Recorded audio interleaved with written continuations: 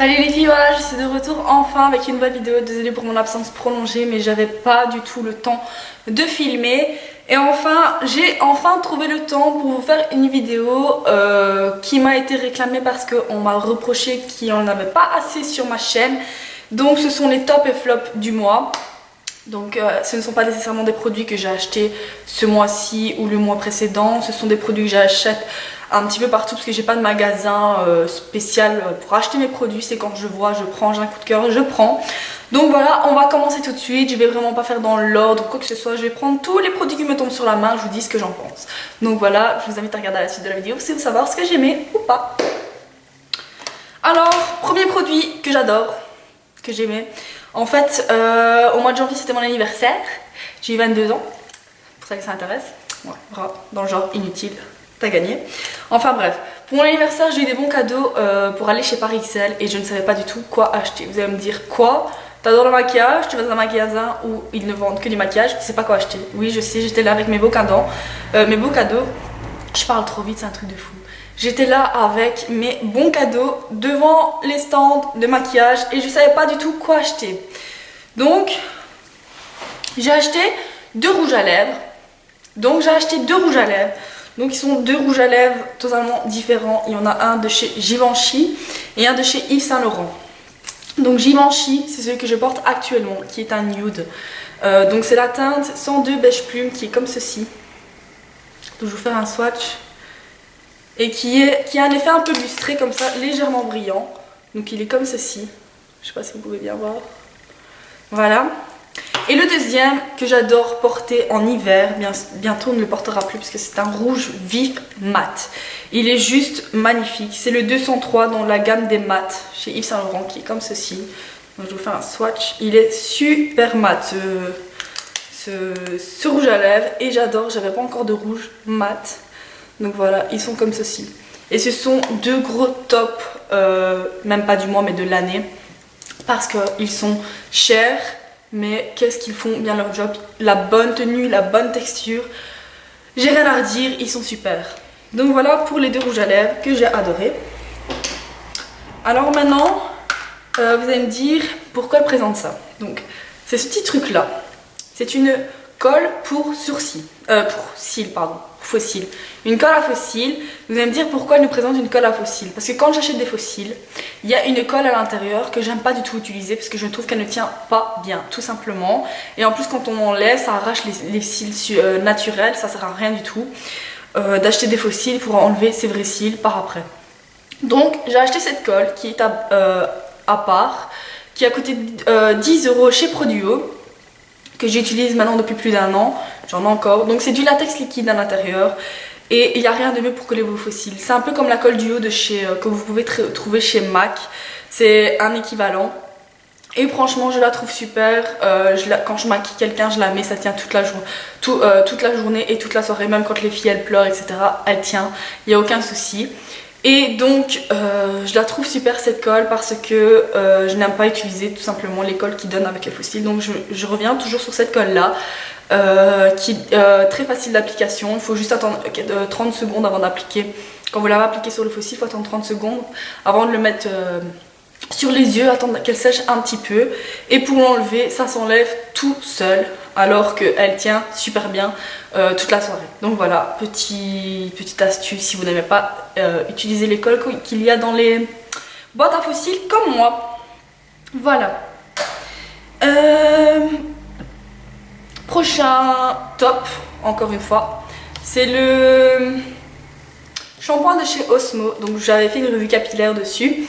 Donc c'est ma nouvelle routine capillaire. Et j'ai fait une revue dessus et j'en pense toujours du bien. C'est un shampoing pour les cheveux abîmés, mais qui ne graisse pas les cheveux parce que mes cheveux ont tendance à graisser à la racine. Ils sont très secs sur les pointes. Donc je ne vais pas m'attarder dessus parce que je vous en ai déjà parlé, mais toujours un top du top. Voilà pour le shampoing. Un petit flop pour changer un peu des tops. C'est ce truc là. Donc c'est de chez Bedhead, de chez TJ Ego Boost. Ça fait au moins 6 mois que je l'ai. Vous pouvez voir qu'il est quasi pas utilisé. Pourquoi je n'aime pas ce produit? Donc ils disent que c'est un réparateur de pointe sans rinçage. Donc c'est-à-dire que quand je lave mes cheveux, je prends le produit sur mes mains, j'en mets sur mes pointes.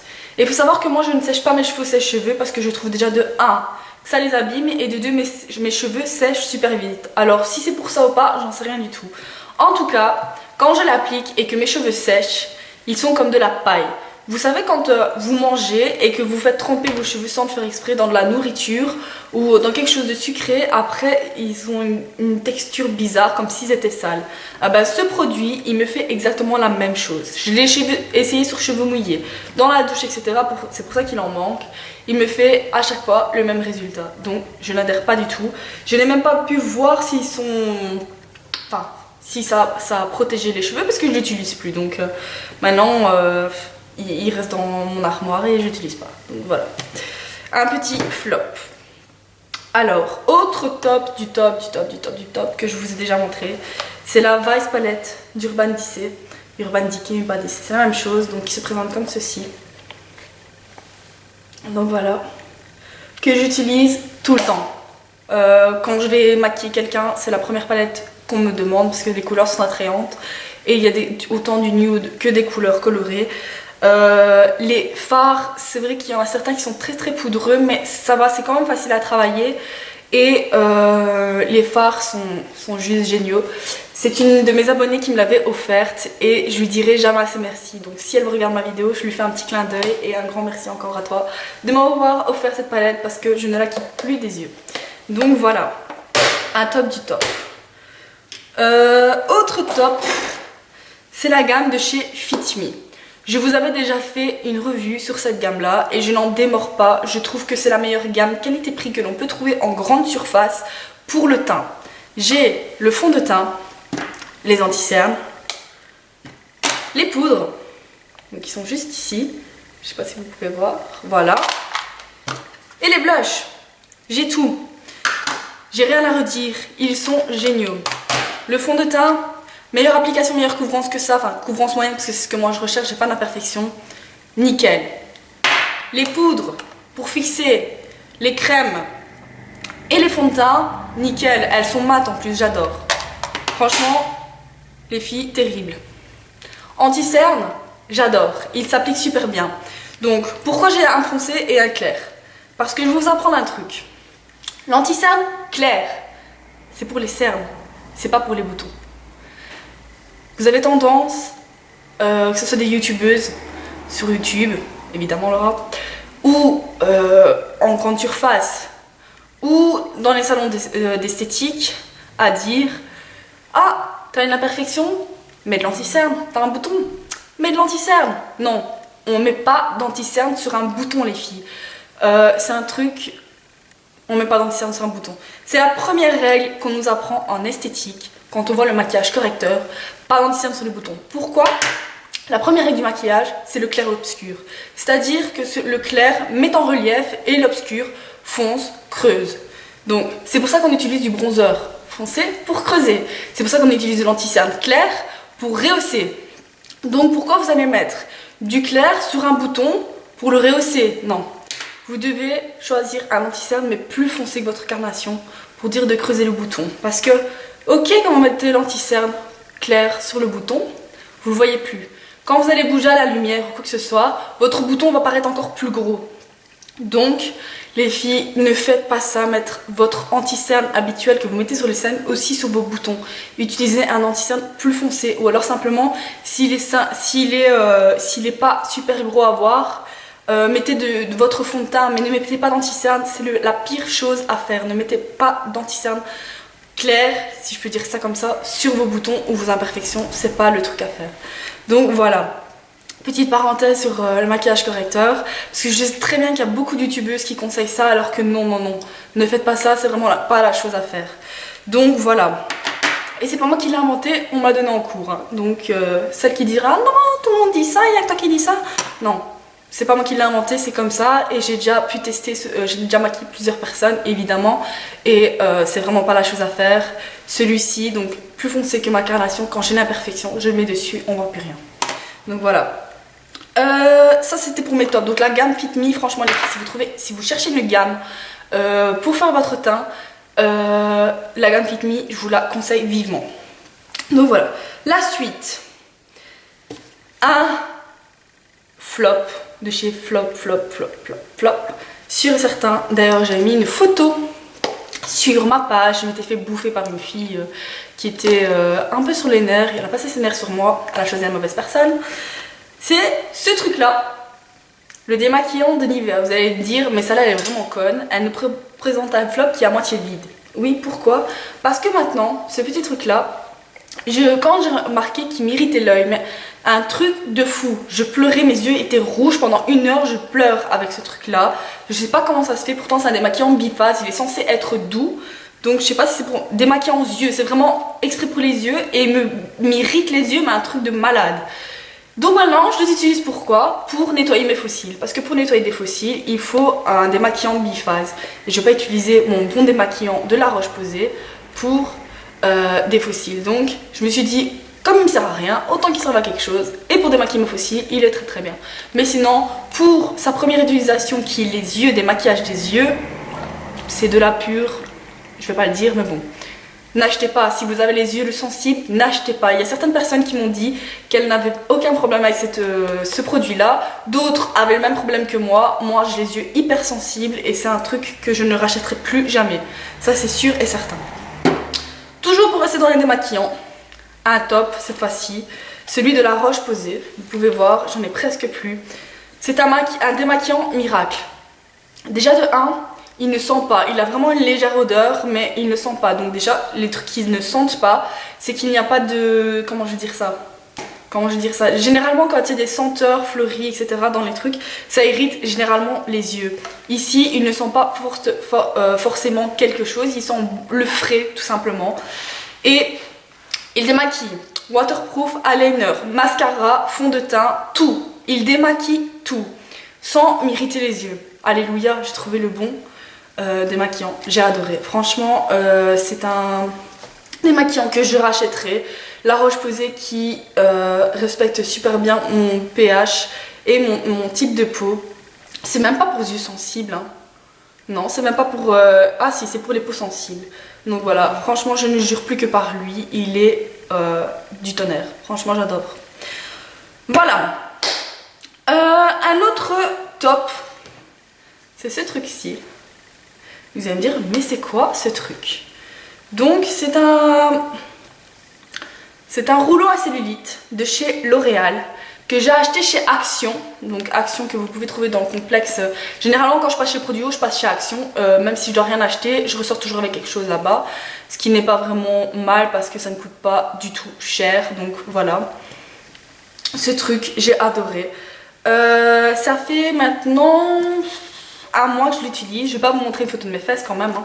Mais je vois vraiment la différence. Donc je vais pas vous en parler plus parce que je vais vous faire une revue exprès sur ce produit. Mais je peux juste vous dire que j'en suis très très contente et que si vous voulez de jolies fesses sans cellulite, c'est la chose qu'il faut prendre. Pas besoin d'acheter des crèmes à 50 €. Ce truc, ça marche du tonnerre. Voilà, j'en dirai pas plus parce que je vais faire une revue exprès dessus. Alors, dernier produit